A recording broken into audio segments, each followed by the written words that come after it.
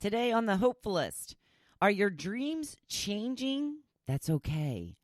A Jeopardy contestant honors the Philadelphia Eagles, and we've had 25 years of friends. Welcome to the Hopefulist, a daily talk show hosted by veteran broadcaster Wendy McClure. Join Wendy each day as she shares her life lessons that transformed her from perpetual pessimist to the ultimate hopefulist.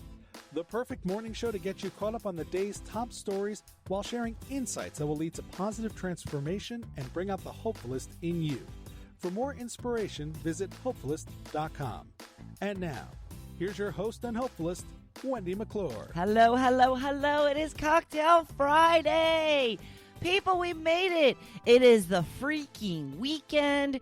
It is Friday, September 20th, 2019, day 8 of Gotta Get on Ellen. Yes, working toward my goal. It is going to be a very nice weekend here at the Jersey Shore. A little nippy out this morning. Like I said yesterday, I've had enough of the fall weather. I would like to go back to summer. A little bit cool this morning. I think we're even in the 50s. 50s. Me no likey. I'm hoping it's going to warm up quick. I've got a date to play some pickleball at 8:30. So I guess I will dress accordingly and in layers because hopefully that will get me running around and working up a little bit of a sweat. So it's going to be a fantastic weekend. Still no rain in the forecast. It is going to warm up starting tomorrow, and we're going to be back to 90 by Sunday. That's okay with me. I'm good with it. So I've got some big news. You may have seen if you watch Ellen, which of course I do, but the big one, the guru, the one and only, the big O, Oprah, is going to be on Ellen on Monday. Can I get an amen? Yes, you know exactly where I will be at 3 p.m.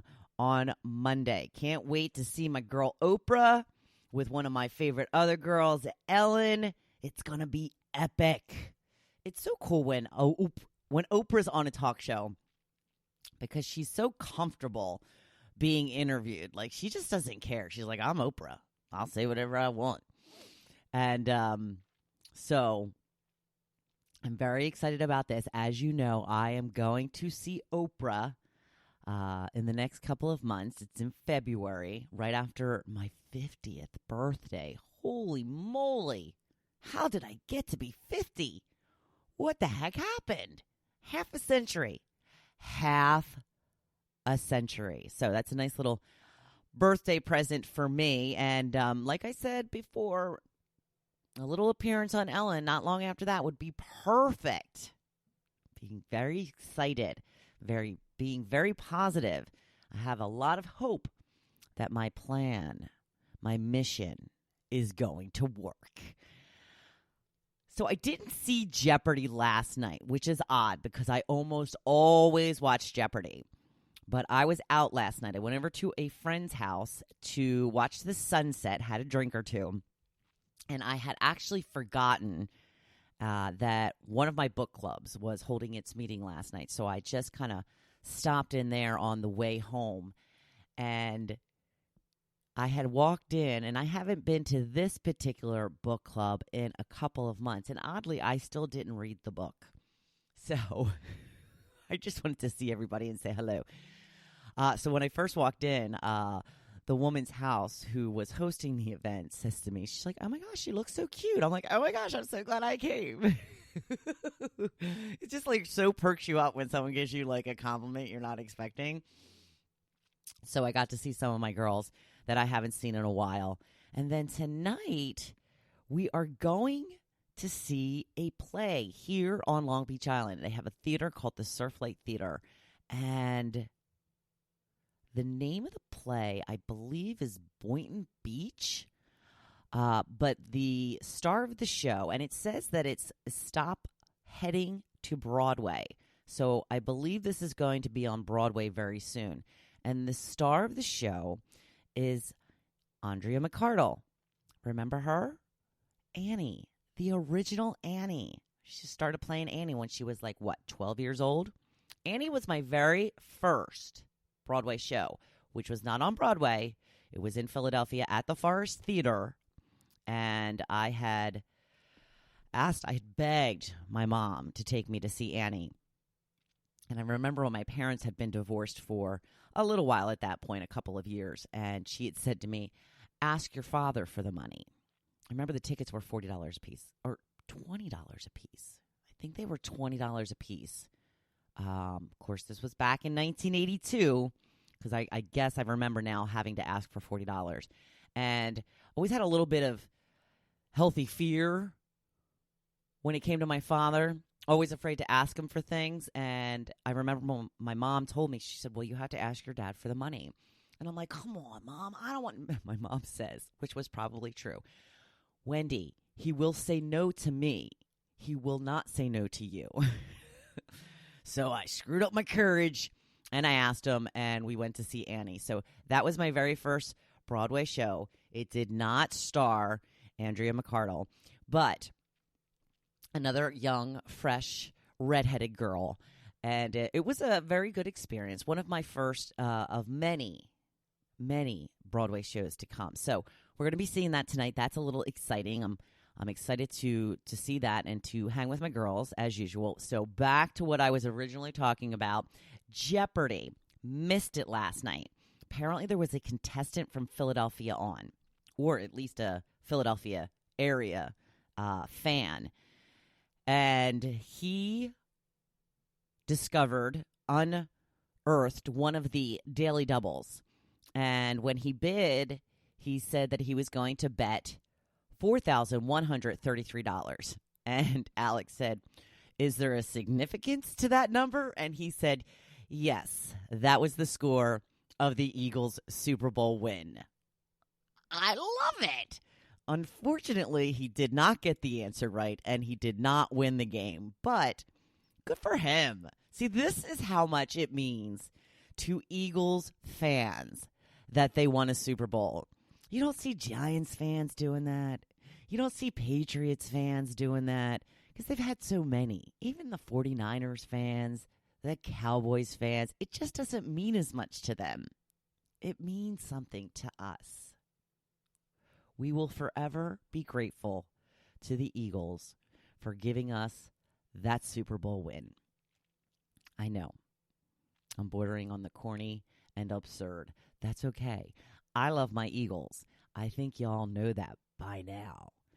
So, other news, 25 years since the premiere of Friends, and 4 out of the 6 posted the same exact picture with the same sentiment, thanking the fans. The only 2 who did not were Jen Aniston and Matthew Perry, who still apparently are not on social media. And a lot of them kind of ribbed them a little bit. They're like, come on already, Jen. So I guess that I imagine they had to have planned this if all 4 of them used the same exact picture. Now, I posted that picture on the Hopefulist page, and I asked you which character you identified with the most. And I commented that I feel like I was a mix of Monica and Rachel. Mostly Monica. Mostly I just wanted to be Rachel. Yes, I am neurotic like Monica is. I am a stickler for detail. Everything has to be in its place. Type A personality. Loud. And I married my friend's sibling. So that's what she did. She married her brother's friend, and I married my friend's brother, right? Oh, I'm having a hard time keeping track of all this. So, yeah, I think I'm Monica to a T. I just really wanted to be a little bit of Rachel. Now, one thing you may not know is Rachel was almost not cast in Friends as Rachel because she had another pilot at the same time that Friends was premiering. And they saw something in Jennifer Aniston that just said Rachel to them.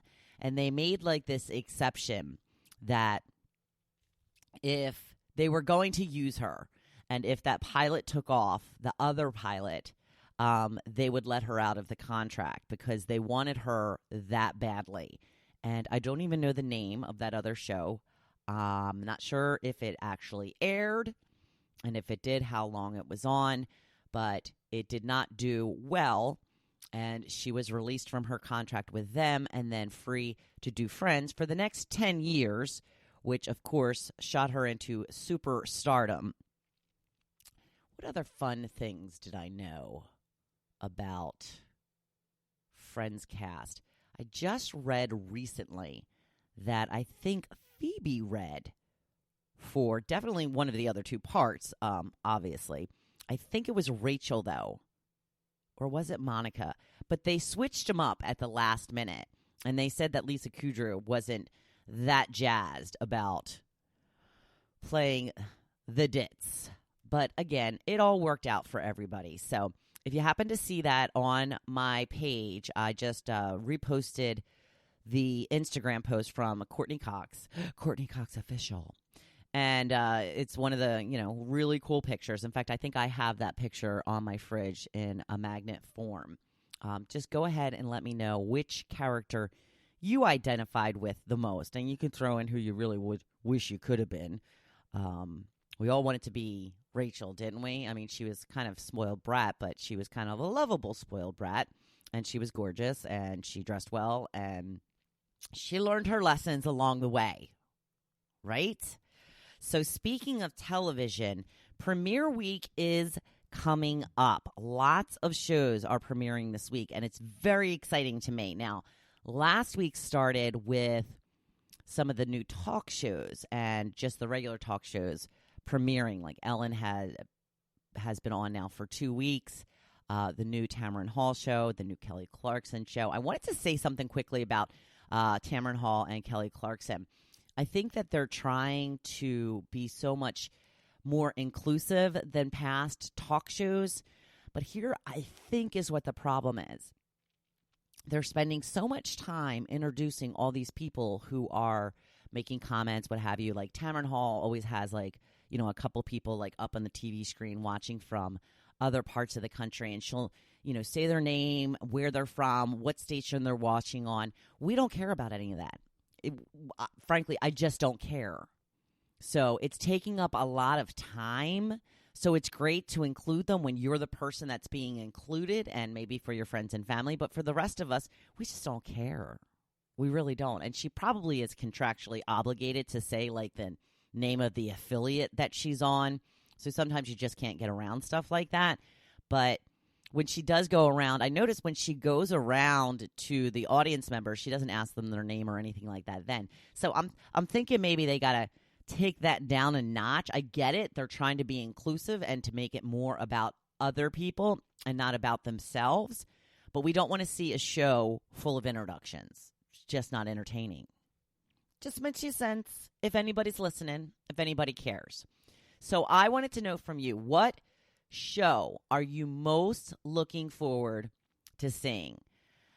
Jim says, Premiere Week already started for me. Dr. Phil, he's a huge Dr. Phil fan. I was back in the day, haven't watched him in years. But next week, looking forward to This Is Us and A Million Little Things. Those are 2 on my list as well. I kind of have gone a little more with A Million Little Things over This Is Us. There were so many questions answered at the season finale of A Million Little Things, but then they opened up so many more. Oh my goodness, it was crazy.